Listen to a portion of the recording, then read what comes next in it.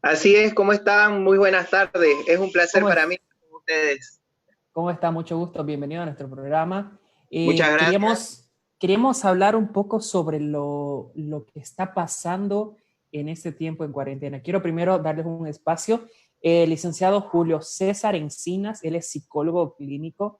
Él está trabajando todo este tiempo apoyando a las personas que tienen algún problema psicológico y nos está esta tarde llenando un poco más de información. Doctor, bienvenido una vez más a nuestro programa y queremos que nos cuentes un poco qué es lo que está pasando en nuestro ámbito social, psicológico. He visto que hay muchas personas que están siendo afectadas por la cuarentena en el hecho de la ansiedad. Bien, en realidad estamos pasando por una etapa en la que nunca habíamos imaginado, ¿no? Es algo que ha resultado nuevo para todos nosotros y el tratar de enfrentarlo ha puesto en prueba nuestros recursos, ¿no? En todo sentido. Y acá, si bien estamos frente a un virus que atenta con nuestra integridad o nuestra salud física, también frente a las situaciones de prevención y a todo lo que conlleva, por ejemplo, una de las más grandes recomendaciones, que es el confinamiento, la cuarentena, pone en riesgo para muchas personas nuestra capacidad mental o emocional para adaptarnos frente a esta situación, ¿no? Cuando hablamos de confinamiento, nos referimos a lo que es la cuarentena, ¿no? De alguna u otra manera. La cuarentena que es una decisión que se ha tomado preventivamente. Y esa cuarentena va a implicar de repente el hecho de que muchas personas se resguarden en sus casas a pesar de que no padezcan o no tengan la enfermedad, no necesariamente que las tengan, ¿no? Como sabemos, es por eso que es preventiva. Y aquí, de repente, esto va a implicar este confinamiento va a implicar de repente una serie de dificultades para poder adaptarnos a esta situación. Nos puede llevar desde sensaciones de frustración, desde sensaciones de repente de bastante miedo, donde exploramos una situación, un miedo, perdón, en relación a nuestra salud, en relación a nuestros seres queridos, ¿no? Y empezamos a pasar por una serie de alteraciones a raíz de este miedo, de esta rabia, de esta molestia, de esta frustración, que nos pueden llevar a ser más irritables, que nos pueden producir alteraciones del sueño, que nos pueden producir cambios emocionales, problemas en relaciones con las personas con las que convivimos en los espacios confinados, ¿no?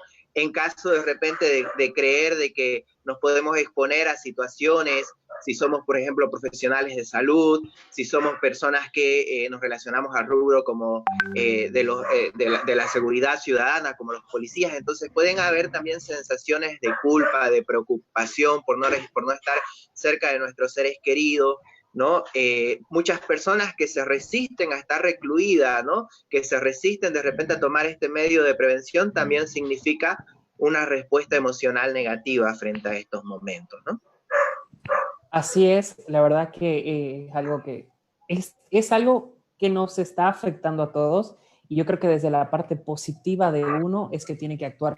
Doctor, hay una pregunta que nos hicieron. ¿Qué es la cuarentena preventiva? Usted nos Bien, mencionaba un poquito hace rato sobre eso, pero quiero que nos expliques un poco a detalle qué es esto.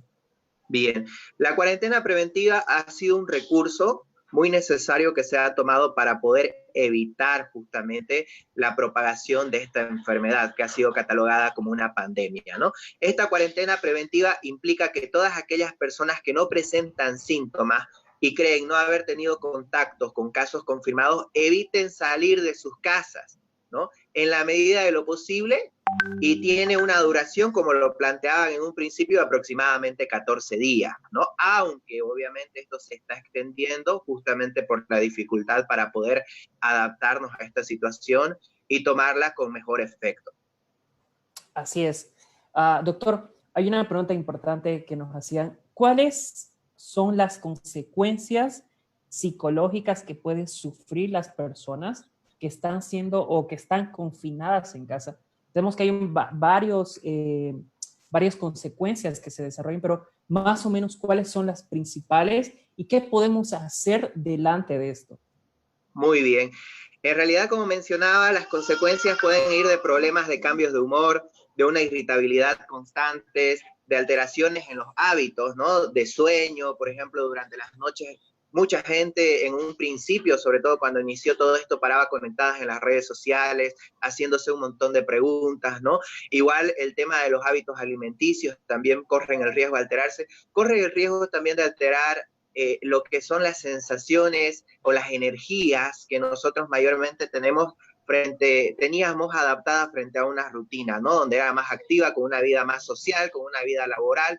En realidad acá hay una situación de cansancio que si no la sabemos manejar, no la sabemos sobrellevar, nos puede llevar a desesperanza, a periodos de tristezas que pueden desencajar en una depresión, pero lo más común es justamente sobre lo que venimos a hablar en esta ocasión, ¿no?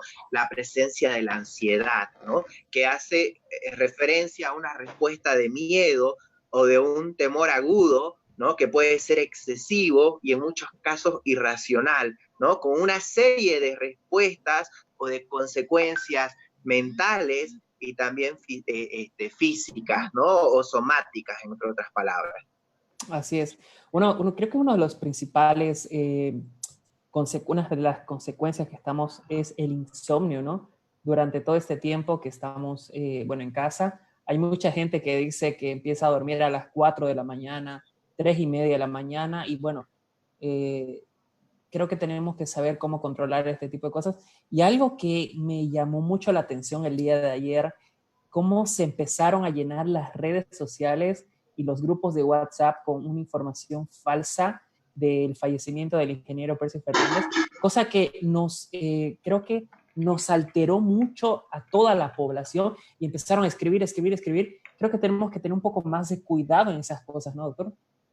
Exacto. Una de las recomendaciones para saber sobrellevar justamente esta cuarentena, lo han dicho muchas personas, ¿no? Es justamente la sobrecarga de información, ¿no? Mucha información que puede regular en las redes sociales o en los medios televisivos, otros medios de información que lamentablemente no son ciertas, ¿no? Y tienden a alterar, tienden a preocupar a la población y generar un montón de caos que no es necesario y relevante, ¿no? Entonces, Es verdad. es recomendable, y bueno, hablando dentro de cómo poder de repente manejar la ansiedad y todas las respuestas emocionales frente a esta situación, es recomendable evitar en lo mayor justamente el exceso del uso de las redes sociales, el exceso de una vida sedentaria que esté conectada netamente a los recursos tecnológicos, porque eso puede generar un acumulo de energía y también puede generar mayor sensación de desesperación, mayor agotamiento físico, mental. Entonces nosotros debemos evitar estas situaciones, ¿no? Y si queremos informarnos, es necesario esperar justamente o buscar los medios adecuados, ¿no? La información más fidedigna para poder absorber eso, ¿no? Y justamente evitar el poder dejarnos llevar por todas estas publicaciones o estas informaciones que lo único que hacen es generar más confusión y caos. Así es, doctor. Doctor, tenemos dos preguntas más para poder terminar. Una, vi una imagen donde decía que una persona iba a la heladera y había un papel donde decía, es ansiedad, no es hambre. ¿Qué hacer con la ansiedad en esta época, en este tiempo de cuarentena? Bien, bueno, en realidad es una pregunta bastante interesante y a la vez amplia porque cada uno de nosotros tenemos nuestra propia manera de repente de responder frente a esta situación, ¿no? Y obviamente la ansiedad puede sostenerse de diversos factores, ¿no? La ansiedad, ¿qué es? La ansiedad es un estado psicológico, un estado mental que se relaciona a la presencia de una preocupación, pero más que todo un miedo, como les decía, que tiende a ser sobreexagerado y desproporcional.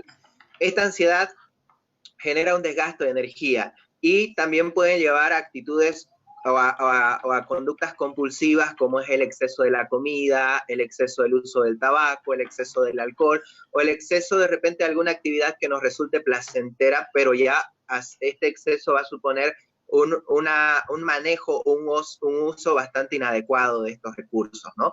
Entonces, ¿qué hacer frente a esto? Lo importante es que nosotros sepamos aprender a manejar nuestro tiempo en estos momentos de cuarentena y que podamos de repente desarrollar hábitos saludables, mantener hábitos saludables, enfocar nuestro tiempo por medio de una rutina sana, enfocar nuestro tiempo en actividades que resulten realmente placenteras para nosotros, ¿no?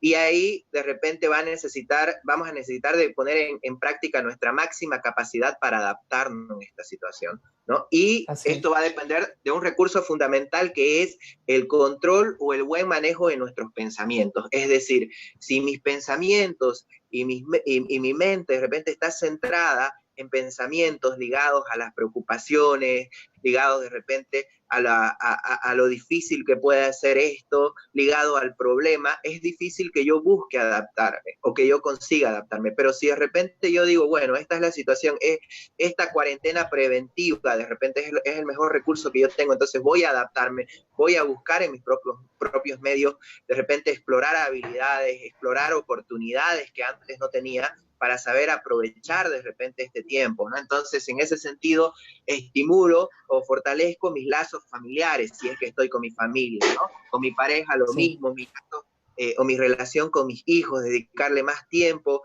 realizar actividades, de repente actividades de mesa, actividades de casa, desde las labores, desde la limpieza, compartir con ellos, el poder enfocarme igualmente en mis proyectos, en mis proyectos laborales, en mis proyectos académicos, el leer un libro, en realidad hacer uso de este tiempo que parece que pasa sin ningún beneficio, ¿no? Y a veces puede generarnos un sentido de desesperanza, donde nosotros decimos, hay otro día más, otro día que va de repente donde no estoy ganando plata, donde estoy perdiendo oportunidades. No, es como yo me estoy enfocando. En realidad, si yo me enfoco en un sentido de ganar y de saber aprovechar este recurso, entonces voy a saber adaptarme, ¿no? Porque esto no es algo que nos pase solo a nosotros, sino es algo que nos está pasando a todo el mundo. Entonces la forma en la que nosotros respondamos va a depender mucho la forma en la que nosotros vamos a afrontar esta situación con mejor armonía emocional y psicológica, ¿no? Si yo de repente tiendo a las preocupaciones y a los pensamientos negativos, autodestructivos,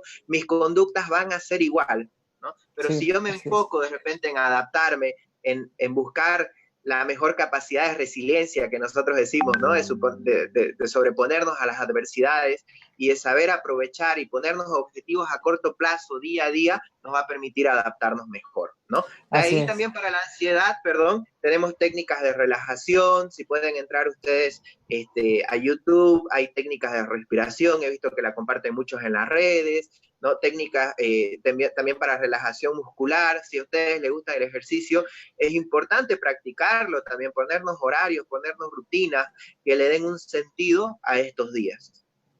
Perfecto. Julio, quiero que nos digas una pregunta más que tenemos, que creo que me llamó mucho la atención, que decía, ¿qué hacer en caso de que tenga un familiar con un caso positivo? ¿Cómo actúo yo delante de eso? ¿Cómo puedo ayudar psicológicamente tanto a mi familia y al paciente? Exacto, es lo importante. Lo primero es no entrar en pánico, y es una tarea muy complicada, ¿no?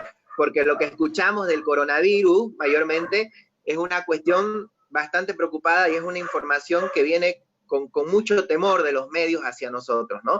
Pero hay que entender que lo que esa persona o ese familiar que está afectado, lo menos que necesita es más tensión, más preocupación, más estrés. Entonces nosotros tenemos que transmitirle de repente esa seguridad, transmitirle de repente esa motivación para que esta persona pueda afrontar su tratamiento y pueda superarlo, ¿no? Es importante mantener la calma, organizarnos con la familia también para saber contener, para saber apoyar al paciente, ¿no?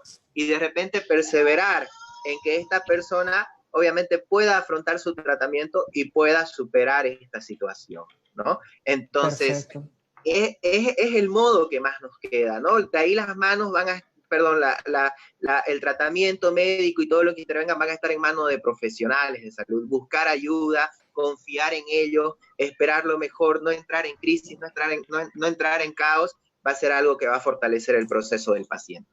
Así es, muchas gracias, querido Julio César. Sus recomendaciones ya las escucharon: no entrar en pánico, no entrar en caos, dar todo lo positivo para las personas que necesitan y para nuestra familia también poder estar juntos, poder compartir muchas cosas en familia, juegos, películas, incluso los quehaceres en la casa, ¿no? Muchas gracias, querido Julio, por tu tiempo que nos diste, por toda esta entrevista, y queremos que nos puedas decir en qué redes te pueden seguir, Facebook, Twitter, Instagram.